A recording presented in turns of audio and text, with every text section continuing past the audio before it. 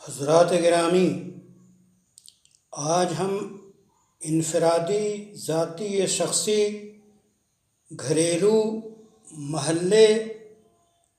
گاؤں، مواضعات،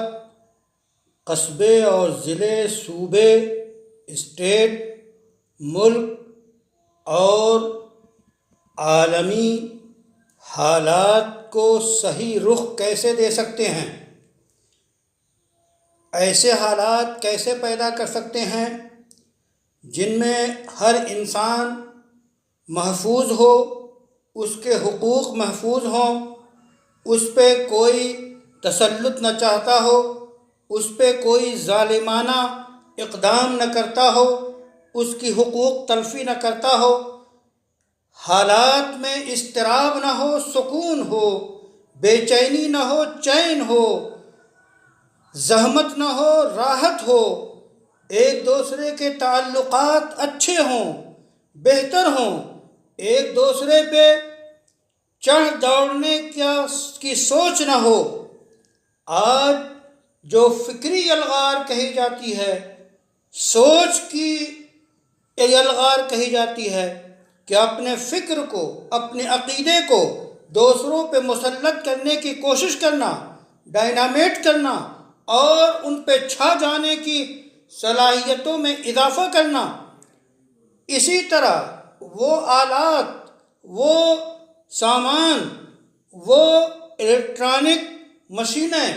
جو انسانوں کو نفع پہنچانے کی صلاحیت رکھتی ہیں،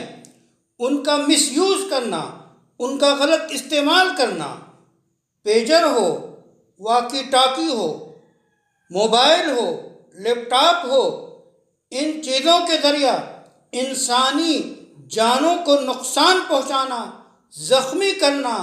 انسانیت کے خلاف استعمال کرنا، یہ فکری یلغار نہیں، یہ جنگ کی یلغار ہے، یہ دوسروں پہ مسلط ہونے کی خواہش ہے، یہ اپنی حکومتوں کو وسعت دے کر دوسروں پہ چھا جانے اور دوسروں کے حقوق کو ہڑپ لینے کی یہ بڑھتی ہوئی خواہش پہ کنٹرول کیسے ہو؟ انسان اپنے آپے سے باہر کیسے نہ ہو، اپنے آپے میں رہے، انسان اپنے کو پہچانے، اس کی کیا صورت ہو سکتی ہے؟ آپ یقین جانیے اس کا واحد علاج ہے، اس کا ایک ہی علاج ہے، وہ ہے محمد عربی صلی اللہ علیہ وسلم کے لائے ہوئے طریقے کو اپنانا۔ محمد الرسول اللہ، محمد اللہ کے رسول ہیں۔ اللہ نے جو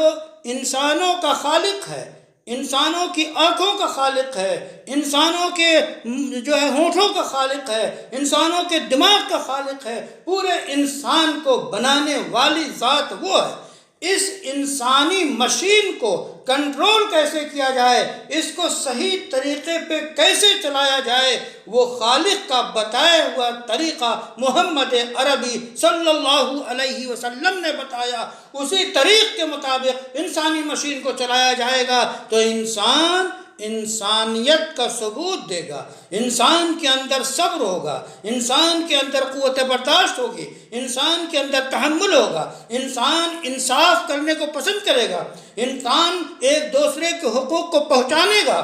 انسان انسانیت میں ڈھلے گا۔ اسی کل میں، اسی سانچے میں، رسول اللہ صلی اللہ علیہ وسلم کی رسالت میں سانچے میں ڈھل کر یہ انسان خود اپنے لیے اور دوسروں کے لیے اور عالم کے لیے مفید ہو سکتا ہے۔ آج کے بگڑے حالات میں محمد صلی اللہ علیہ وسلم نے وہ حالات جو مکہ میں، جو مدینہ میں، جو اس وقت عرب میں، اس وقت جاہلی دور کے، جاہلیت کے پنجوں سے، جاہلیت کی ذلت و رسوائی سے، جاہلیت کی ناخواندگی سے، جاہلیت کے ظلم و ستم سے، جاہلیت کے آپس میں جنگ و جدال سے جو نکالا تھا، ان کی وثنیت سے، ان کے اللہ کو علاوہ جو ہے غیر اللہ کی پوجا کرنے سے جو محمد عربی نے نکالا تھا، جس طریقے کے ذریعہ، وہ طریقہ سیرت الرسول کہلاتا ہے، وہی آئیڈیل ہے، وہی نمونہ ہے انسانیت کو، وہی انسانیت کے لیے نجات دہندہ ہے۔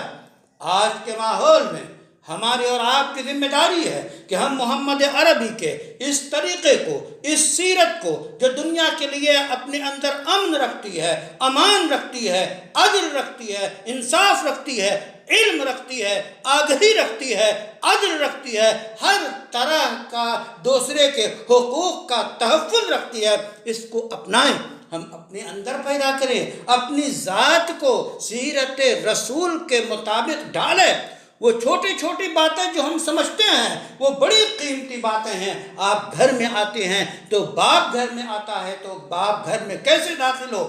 وہ مسکرا کے داخل ہو، وہ مربیانہ، مشفقانہ، محبانہ انداز میں گھر میں داخل ہو، بچوں پہ نگاہ رحمت ڈالے، بیوی پہ نگاہ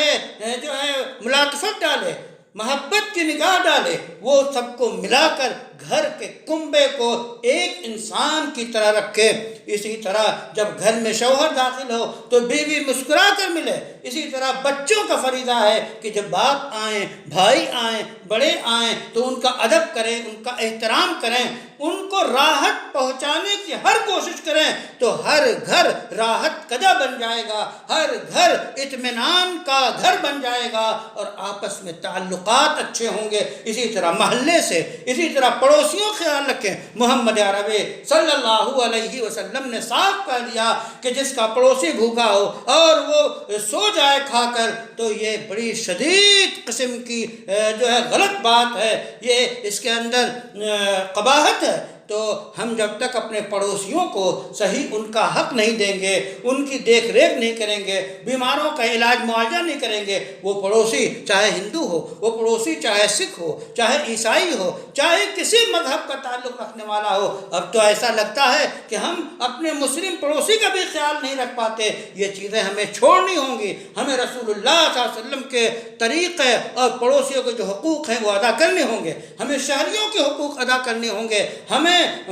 پورے شہر کو امن و امان کا گہوارہ بنانا ہوگا۔ اگر کسی پہ زیادتی ہوتی ہے، کسی پہ ظلم ہوتا ہے تو اس ظلم کو روکنے کی امکانی حسب استطاعت ہمیں اقدام کرنا پڑے گا کہ ہم اپنے معاشرے میں کسی کو پٹتے نہیں دیکھ سکتے، ہم اپنے معاشرے میں کسی کی زمین دبائی جائے، چھینی جائے ہم نہیں دیکھ سکتے۔ ہمیں اپنے اندر یہ صلاحیت پیدا کرنی ہوگی، ہمیں حقوق کا لحاظ کرنا ہوگا، ہمیں دستور کا سامنا کرتے ہوئے حقوق کا تحفظ کرنا ہوگا، ہمیں لوگوں کے فکر کے اندر سنجیدگی اور استقامت اور ایک دوسرے کے لیے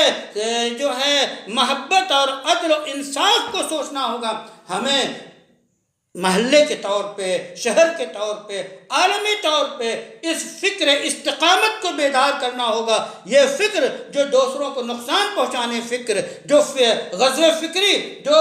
جنگی مزاج بن گیا ہے کہ دوسروں کو نقصان پہنچانا، جو لوگوں پہ حملے کرنا، لوگوں کو وہ مفید، مناسب، نافع چیزیں جو کہ آلات ہیں ہمارے، ان کے ذریعہ، پیجر کے ذریعہ انسانوں کو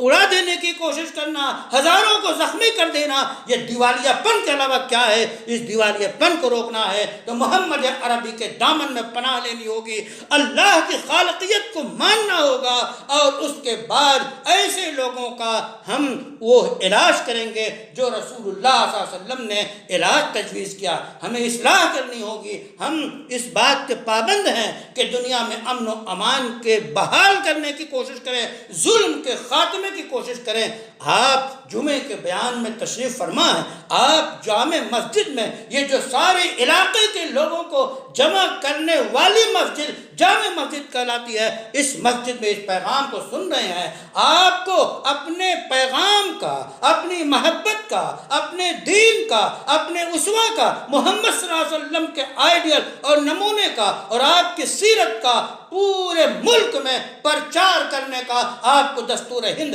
بھرپور اجازت دیتا ہے۔ آپ رسول اللہ کے اخلاق کو عام کیجئے، دین اسلام کی خوبیوں کو پورے ملک میں اور پورے عالم میں پورے یقین اور استقلال اور محنت کے ساتھ دستور کی پابندی کرتے ہوئے آپ پھیلائیے۔ آپ ہی کی تعلیم قبول کی جائے گی۔ آج کے حالات سے اگر نکلنا ہے تو محمد عربی صلی اللہ علیہ وسلم نے جن حالات میں جن احوال اور جن اعمال کو اختیار کرنے کی جو باقاعدہ تعلیم دی ہے اسے اختیار کرنا ہوگا۔ آئیے ہم قرآن کی طرف آئیں، سیرت کی طرف آئیں۔ اے جوانوں، اے عزیزوں، اے لوگوں، آپ کے سدھانے سیرت کی کوئی نہ کوئی کتاب ہو، سیرت پڑھیے، کسی زبان میں آپ سیرت پڑھیے، ایک ایک پیراگراف پڑھیے، رسول اللہ کے اعمال کو اپنی زندگی میں ڈھالیے۔ آج اگر آپ موبائل ہی دیکھنا چاہتے ہیں اور سننا چاہتے ہیں تو ایسے ویڈیو جو اچھے عالموں کی طرف سے، جانکاروں کی طرف سے تیار کیے گئے ہیں، کسی عالم کی جو ہے رہنمائی پہ آپ ویڈیو سیرت کے دیکھیں، ایک ایک سیرت کے چھوٹے چھوٹے ویڈیو آپ دیکھیں، اس کے اندر آپ اخلاق رسول تلاش کریں، وہ آپ کے اندر آپ کا خفیہ، آپ کا چھپا ہوا تربیت کرنے والا ہوگا، آپ کی اصلاح کرنے والا ہوگا۔ آئیے قرآن پڑھیں، آئیے رسول اللہ کی بکھری ہوئی سنہری انتہائی امن و امان کی خوشگوار پائیدار امن لانے والی سیرت کو پڑھیں اور ویسے ہی بننے کی کوشش کریں۔ وآخر دعوانا ان الحمدللہ رب العالمین۔